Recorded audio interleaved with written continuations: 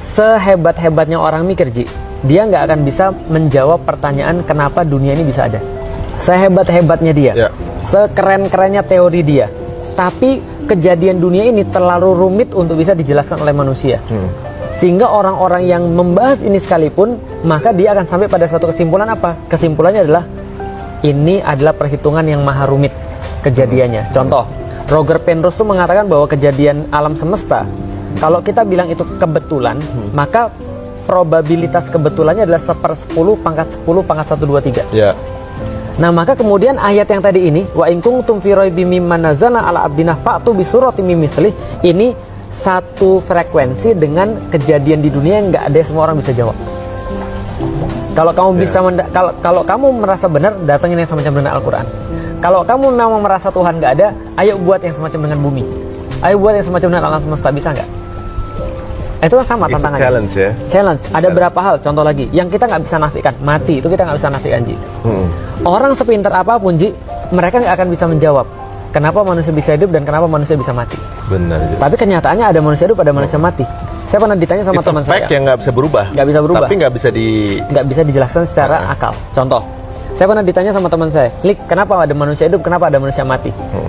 Ahli biologi dong, Olimpiade biologi. Oh gitu? Iya, dulu. Tapi nggak lulus, nggak menang level kecamatan. Tapi karena saya udah belajar biologi, saya bisa jawab. Jawaban saya adalah karena mereka punya jantung. Jantung itu berdetak untuk mengalirkan seluruh darah ke dalam tubuh manusia. Kenapa jantung bisa berdetak? Saya jelasin. Kenapa ini bisa berjalan? Saya jelasin. Sistem organ saya jelasin, jaringan saya jelasin, sel saya jelasin. Kenapa manusia bisa bergerak seperti sekarang?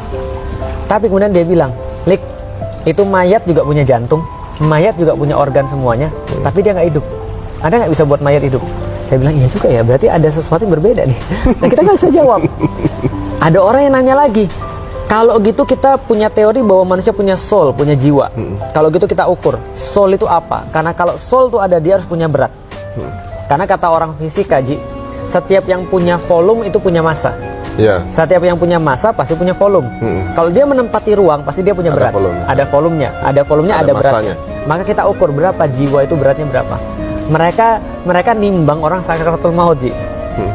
Dan setelah mati udah hilang nih, teorinya harusnya ada yang berkurang berat badannya. Karena ada roh yang keluar, kayak film Ghost gitu, Ji. Iya, benar. Ternyata nggak ada, Ji.